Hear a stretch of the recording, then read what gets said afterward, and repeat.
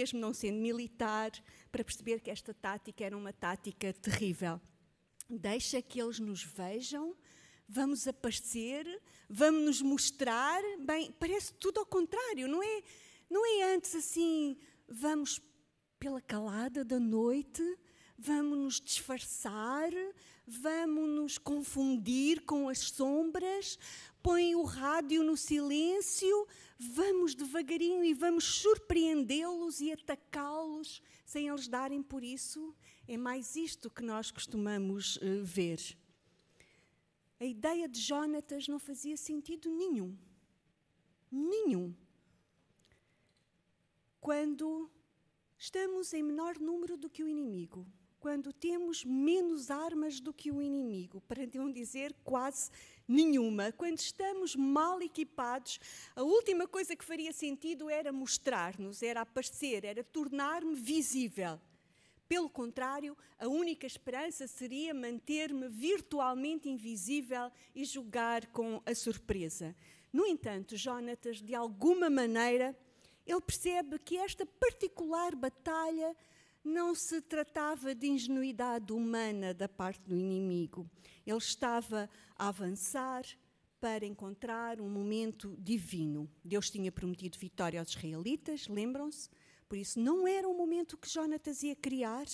Apesar de esse momento não surgir se Jónatas não tomasse a sua iniciativa. Por isso, ele estava a fazer a sua parte, ele estava a ir à batalha.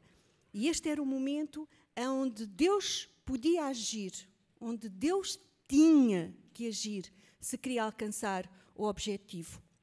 Jónatas não estava a ser presumido, não estava a ser presunçoso, digamos, sobre Deus. Ele realmente conhecia quem Deus era e ele compreendia as potenciais capacidades de Deus. Ele estava no verdadeiro sentido a criar uma oportunidade, aquilo que nós falávamos ontem, hoje vamos continuar a ver, a criar uma oportunidade para Deus trazer a vitória que ele tinha procurado.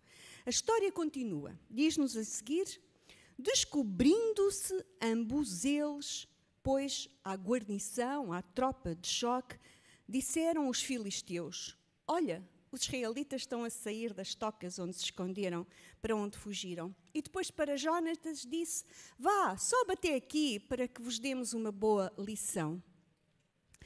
Há qualquer coisa na aventura com Deus que nos obriga, como Jónatas, a passar, a atravessar, a ir para o outro lado, para um ponto de não retorno. Reparem que Jónatas disse ao escudeiro: vem, passemos à guarnição. Há aqui um movimento de sair de onde estou para ir para um outro lado. E estes momentos divinos, como vemos em Jónatas, obrigam-nos muitas vezes a sair da invisibilidade para a visibilidade, para que o invisível, o poder de Deus, se possa tornar visível.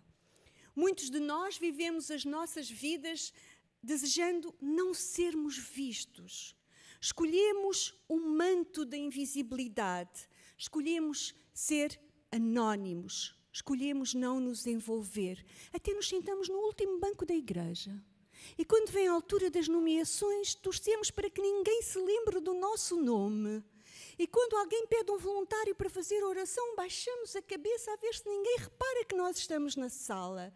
E quando alguém pede para um voluntário para orar ou para passar a lição, nós encolhemos-nos no nosso sítio, desejando ser mesmo invisíveis. Já vos aconteceu? Comigo já. Os que são da minha igreja, alguns devem se lembrar, ou podem não se lembrar, mas já me aconteceu a dizer: este ano, por favor, não quero nenhum cargo, quero uma licença sabática, quero ficar um ano sem cargo nenhum, só a ouvir, só a ligar-me a Deus, só a contemplar. Deem-me um ano. Não, 2 anos. Tenho trabalhado tanto na igreja ao longo destes anos, deem-me 2 anos de descanso, porque eu preciso de me encontrar com Deus. Digo-vos, no final desses 2 anos, eu estava mais longe de Deus do que tinha estado quando tinha estado a trabalhar com Deus. Ainda há pouco tempo, como eu sou jornalista, toda a gente me convida para moderar debates. Eu estou farta de moderar debates, porque não há nenhuma qualidade no jornalista que eu faça saber moderar mais debates do que os outros, mas toda a gente pensa que sim. Ainda este ano eu disse ao diretor de jovens, por favor, eu estou sempre lá à frente, eu estou sempre exposta. Give me a break. Deixem-me sossegada um bocadinho. E ele deixou. Mas passados uns dias eu já lá estava outra vez. Muitas vezes nós queremos ser invisíveis. Nós queremos que ninguém nos veja. Isto é só uma forma de disfarçar a nossa indiferença, o nosso isolamento. Chamamos a isto o amor à nossa privacidade, às vezes. Eu lembro-me de um amigo que, na hora de escolher a igreja que ele deveria frequentar, ele escolheu uma grande igreja, uma grande igreja. Eu não vos vou dizer onde, porque senão toda a gente vai descobrir onde é. E eu perguntei, mas porquê? Nem sequer fica perto da tua casa. Porque lá eu entro e saio e ninguém dá por mim. Nem sequer me cumprimentam. Por isso, estou com toda a minha privacidade intacta. E eu pensei, ninguém te cumprimenta e tu também não cumprimentas ninguém e com ninguém te envolves. A posição contrária a estar invisível tem um enorme potencial para nos causar problemas.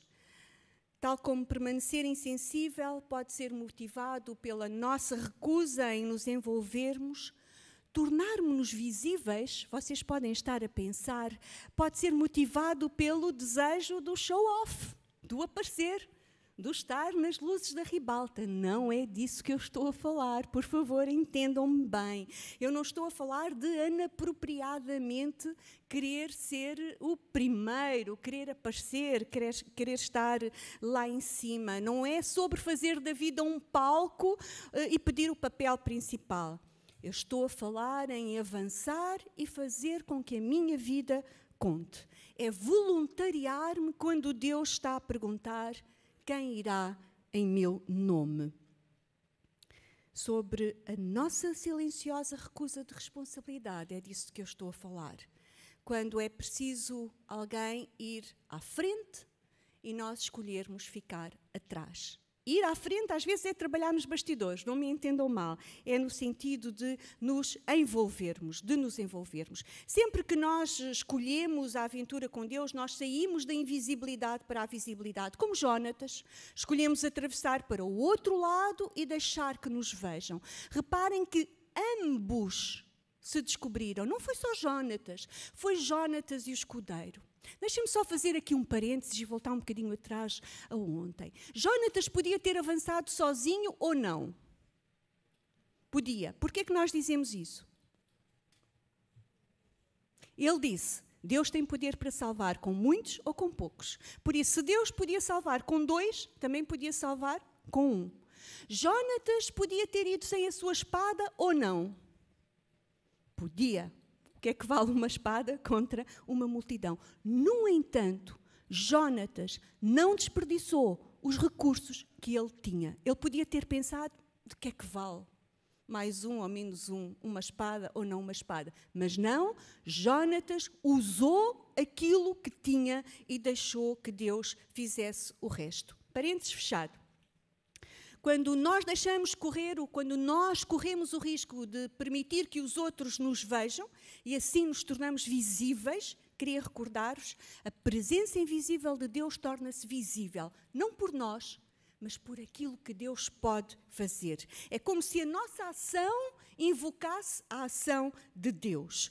Como se Deus estivesse à espera que alguém confiasse o suficiente nele para ele agir na sua palavra. E há tanta coisa que Deus quer que nós façamos, há tanta coisa que Deus diz, que Deus deixa que nós façamos. Quando nós começamos a pensar na quantidade de coisas que podemos fazer, e em geral nós pensamos na quantidade de coisas que não podemos fazer, nós ficamos espantados. Vejam Filipenses, capítulo 4 e o versículo 8. Filipenses 4, 8. Quanto ao mais, irmãos, Tudo o que é verdadeiro, tudo o que é honesto, tudo o que é justo, tudo o que é puro, tudo o que é amável, tudo o que é de boa fama, se há alguma virtude e se há algum louvor, nisso pensai. Ou seja, tudo o que estiver dentro destes parâmetros, e olhem que são imensos parâmetros, é válido. Estão todos dentro dos desejos de Deus para a tua vida. Mas Paulo diz a seguir: põe em prática e o Deus de paz será contigo. Mais uma vez, nós somos ordenados a fazer o que quisermos, o que gostarmos. Reparem, Deus não nos pede para trabalharmos com Ele em coisas que nós não gostamos de fazer. Porque senão Deus não nos tinha feito a todos diferentes, não é?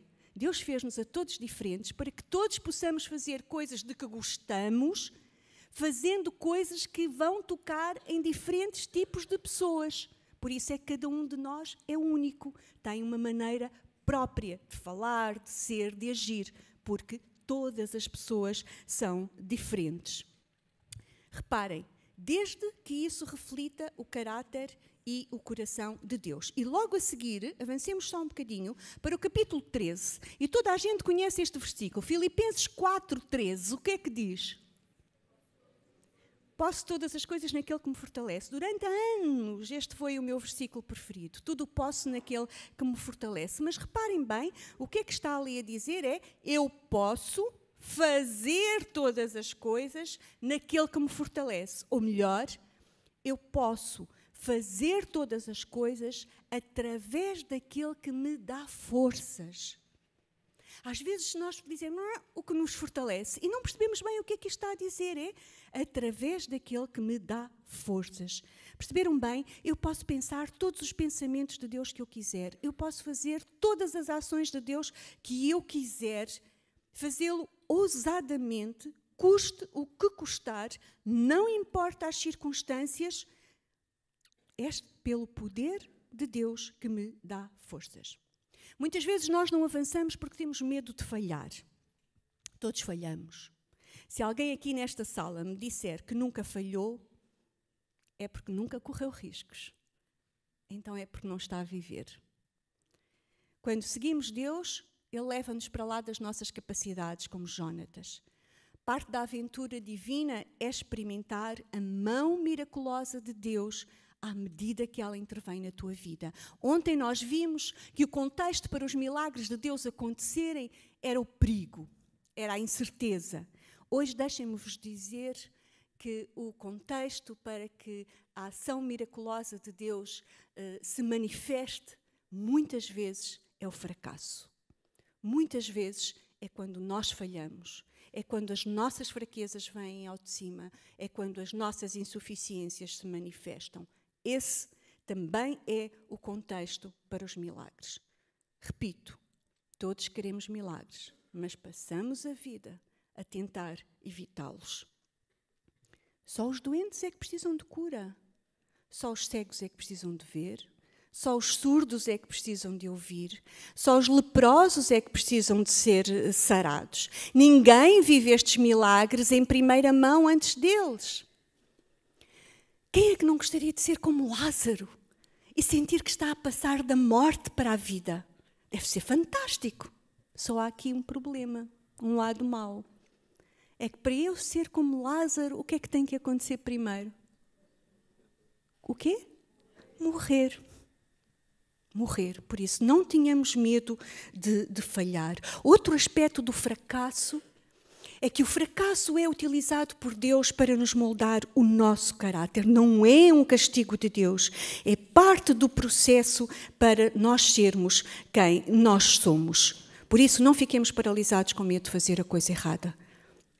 Jónatas mostrou um outro aspecto. É que a confiança que ele tinha em Deus se baseia na certeza de que Deus trabalha em nós através da motivação e não da informação. Deus nunca pretendeu dar-nos um livro com cada detalhe necessário para a nossa vida. Ele deu-nos o livro com tudo o que é necessário para moldar as nossas vidas. Deus não estava a tentar fazer o download da base de dados do céu. Nada disso. mas ele estava a tentar fazer-nos users, utilizadores compatíveis com o céu.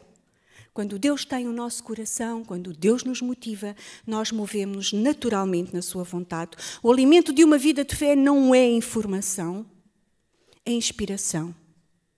Com isto eu não estou a dizer que estudar a Bíblia não seja importante. É fundamental. É lá que está a vontade de Deus para a nossa vida.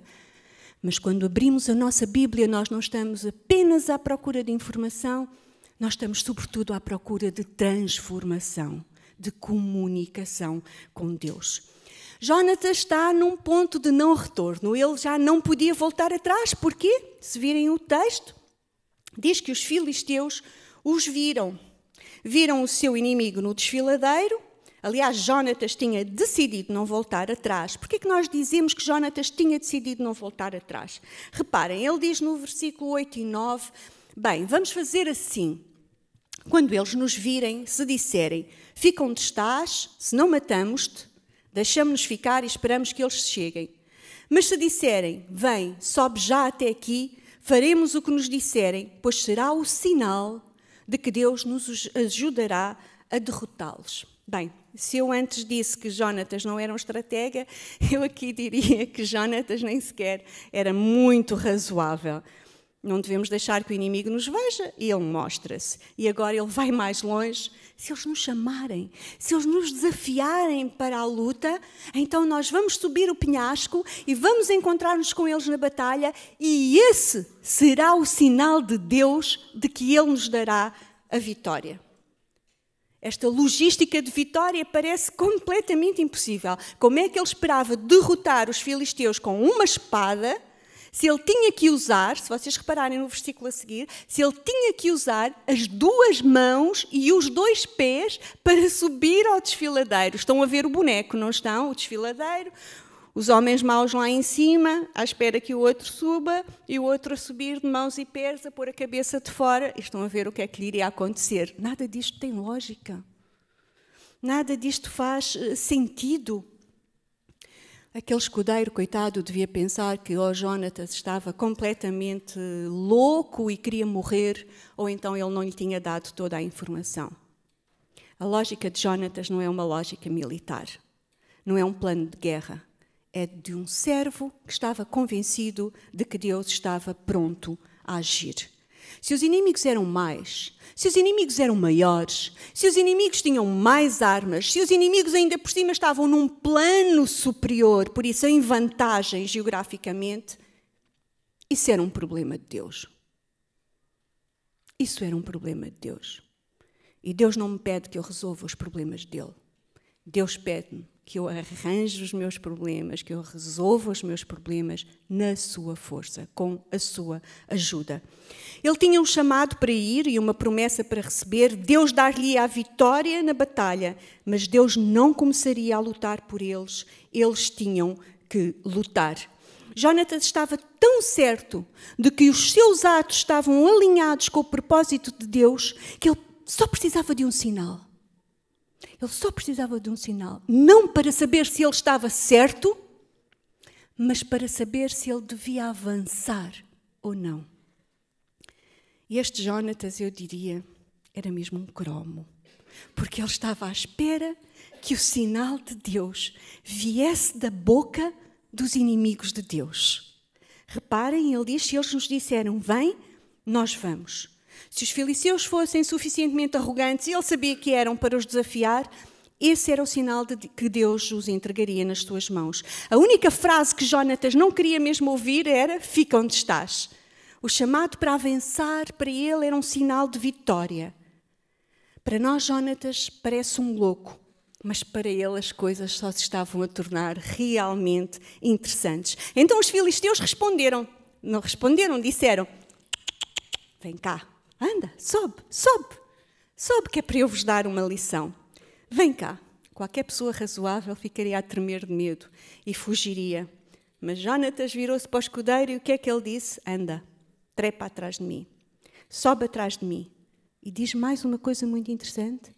O Senhor vai ajudar-nos a vencê-los. Nós quase que podíamos ver a excitação na voz de Jonatas, não é?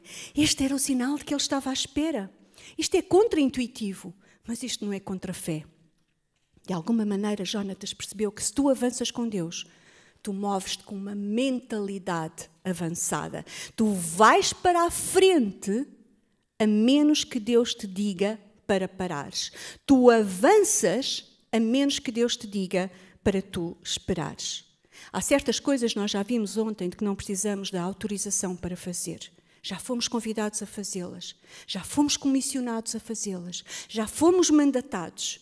Há certas coisas para as quais nós não precisamos de um chamado para fazer. Já estamos ordenados a fazê-las. E, no entanto, muita da nossa linguagem religiosa baseia-se no não faças, em vez de no faz. Agimos como se a primeira palavra de Deus fosse stop. Para, quando a primeira palavra de Deus foi vai. Reparem em Gênesis, as primeiras palavras de Deus são multiplicai-vos, frutificai-vos, dominai, sujeitai a terra, comei de todas as árvores, e no meio disto tudo há um não. Mas as palavras de Deus, em geral, as primeiras são vai. Muitas oportunidades divinas nós perdemos porque estamos à espera da palavra quando ela já foi dita. Jónatas pôs duas hipóteses. Espera, fica onde estás, e ele pensou, isso será o beijo da morte. Vem, isso era o sinal de Deus da vitória. Era mais fácil ficar onde estava, exigia menos esforço e menos perigo. Era muito mais difícil avançar, mais esforço e mais perigo. Isto leva a uma pergunta fundamental. Eu estou sem relógio, estou sem horas. Alguém que me vá controlando desse lado e me diga quando estiver na hora de eu me calar, por favor. Mas de forma audível, Inês, não, eu não vou ouvir. Isto leva a uma pergunta muito importante, que é: de que tipo de sinal estás tu à espera? Eu preferia não falar de sinais. Não é uma área em que eu me sinta muito à vontade, mas eu acho que não podemos fugir a este assunto quando estamos com Jónatas. Vamos lá.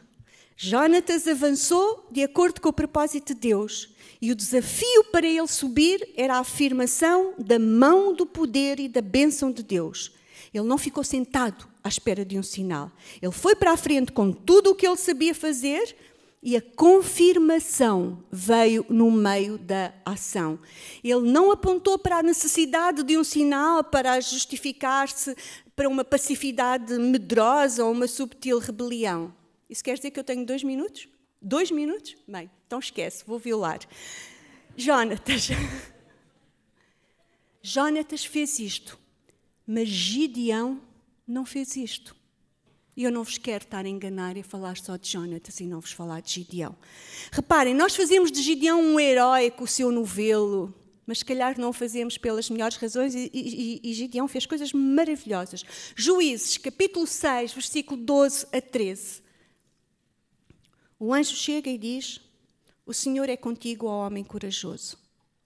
Juízes 6, 12 a 13, se quiserem ir seguindo. Resposta de Gideão: a sério, Senhor? Se o Senhor é comigo, então por que é que tudo isto nos está a acontecer? Não fazemos nós esta pergunta tantas vezes? Se Deus está comigo, por que é que tudo está a correr mal? E Deus responde-lhe: vai na tua força e salva Israel. Interessante, não é? Não sou eu que te estou a mandar, sou eu mesmo quem te envia, diz Deus. Reparem, a palavra de Deus é vai. Deus começa com vai. E Gideão o que é que faz? Vocês dizem, vai buscar um novelo e testa Deus. Antes do novelo, se repararem, ele ainda faz outro teste a Deus. Ele ainda vai buscar um cabrito, uns bolos e mais farinha, porque não tem a certeza se aquele anjo é um anjo de Deus, e só quando o anjo consome o sacrifício e desaparece, então ele diz, agora eu sei que era mesmo Deus que estava a falar comigo. E nós pensamos, ok, assunto resolvido, agora ele vai avançar. Deus diz, vai e salva Israel. Ai, Senhor, como é que eu sei que sou eu que vou salvar Israel? Deixa lá, tem paciência comigo e vou-te fazer um teste. Novelo, sabemos a história. Novelo molhado, o resto à volta. Ok, Deus, o resto à volta seco. Gideão avança? Não. Mais um teste. Ao contrário. Tudo molhado e o novelo seco. Tanta paciência que Deus tem, não é? Tanta paciência que Deus tem. Mas Deus respondeu a Gideão. Deus respondeu a Gideão. O problema, se calhar, é que Deus disse a Gideão, vai na tua força. E Gideão sabia quão fraco ele era. Mas Deus diz-nos em Filipenses 4:13, vai na força que eu te dou. Por isso vamos juntar os dois. Vamos juntar Juízes e Filipenses. E o que é que nós temos aqui? Deus convida-nos a ir na nossa própria força, confiando nele, e na nossa obediência receberemos a sua força. Será que temos estado a testar a Deus com os nossos novelos? Que estamos a dizer a Deus, eu não estou a fazer nada, a arriscar nada, a não ir a lado nenhum até que tu me dês um sinal? Escolheste viver como tu queres, justificando o teu estilo de vida, porque Deus não te chamou para uma vida diferente? Vives esta vida desta maneira porque não tiveste um sinal de Deus de que devias viver de maneira diferente? O sinal de Jónatas foi o desafio, a provocação dos soldados filisteus. O único sinal de que ele precisava era que a vontade de Deus necessitava de ser feita. Ele estava numa posição para a tentar fazer. Jónatas avançou, teve a confirmação. Gideão precisou de ter a confirmação antes. E foi lento, mas avançou. Isto só para vos dizer que não sejamos dogmáticos quanto à maneira de Deus agir. Deus está sempre a surpreender-nos. Por isso eu não vos vou dizer esta manhã, não peçam sinais. Jesus, quando lhe pediram um sinal, até disseram, vocês querem que eu vos faça mais milagres, que eu vos dê mais sinais, mas já não chega tudo aquilo que vocês sabem. Não vos estou a dizer para não pedirem sinais, podem pedir sinais. Não vos estou a dizer para pedirem sinais, podem não pedir sinais. O que é importante é que o vosso propósito esteja alinhado com o propósito de Deus, e depois Deus conhece o coração de cada um e sabe como responder a cada um.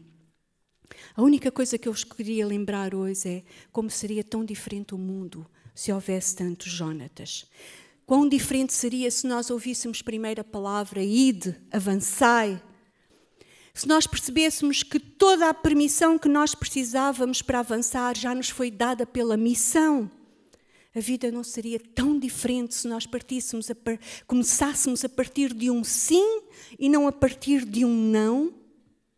Se é verdade que há momentos em que Deus nos chama para uma tarefa específica, para uma função concreta, também é verdade que se nós não sentirmos, não ouvirmos esse chamado concreto, essa função específica, nós não ficamos sem um chamado, sem uma missão. Nós fomos chamados a representar Cristo nesta terra, a testemunhar, a fazer discípulos, a amar não apenas Deus, mas os nossos vizinhos, os nossos próximos, e a seguir o seu exemplo servindo todos os outros. Muitas vezes, quando nos justificamos dizendo que estamos à espera de Deus, é Deus que está à nossa espera. É verdade que Jesus instruiu os seus discípulos para esperarem em Jerusalém. Não vou fugir desta questão. Houve um jovem que veio falar comigo no sábado, porque de manhã eu tinha dito, vão, just do it. E a meio da manhã o Sebastian veio dizer, esperem. Vocês pensavam que eu ia fugir a isto, mas eu não vou fugir a isto. Vamos lá ver. É verdade que Jesus disse para os discípulos esperarem em Jerusalém até terem recebido o Espírito Santo. Não foi para esperarem até saberem o que teriam de fazer. Não foi para esperarem pelo mapa. Não foi para esperarem pelo plano detalhado de Deus. Não foi para esperarem até as circunstâncias serem melhores. Ou até eles serem mais. Foi esperarem para que Deus cumprisse a sua promessa de quê? De enviar poder. De enviar o Espírito Santo. Eles tinham que esperar pelo poder de Deus. Era uma promessa que estava por ser cumprida para terem poder, para poderem avançar.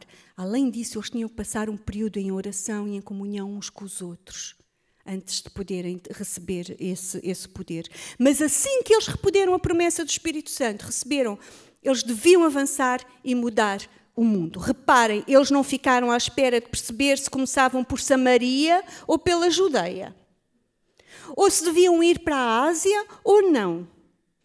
Será que eles começaram a perguntar, bem, o que é que Jesus quis exatamente dizer com ir até os confins da terra? Que terra é esta? É a terra em geral? Ou é aqui a terra só deste cantinho do mundo? Eles não se puseram a fazer esse tipo de perguntas.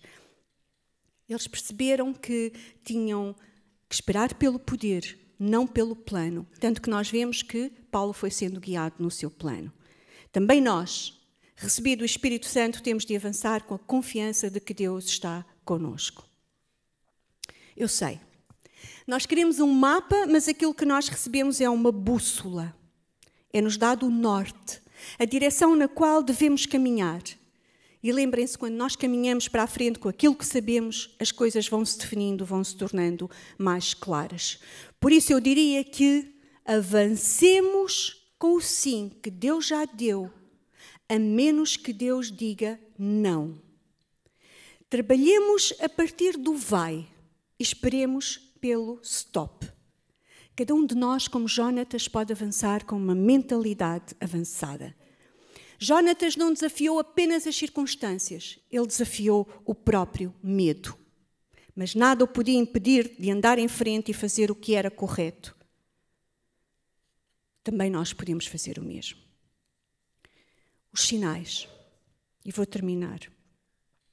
Se o sinal que tu estás à procura são garantias de sucesso, tu podes recuar quando devias estar a avançar. Seria tão fantástico se os sinais do Senhor de que deveríamos avançar fossem sempre qualquer coisa como uma situação perfeita, todos os recursos necessários para ter sucesso ou uma vitória garantida. Mas pensem lá comigo, se fosse assim, não seria uma aventura. Pois não, não seria mesmo uma aventura. Deus é paciente. O que é importante perceber é se os sinais que estamos a pedir a Deus revelam as nossas prioridades. Estamos ali pelo que podemos obter ou estamos ali pelo que podemos dar? Jónatas trepou o penhasco com as mãos e os pés. E no primeiro ataque mataram 20 homens.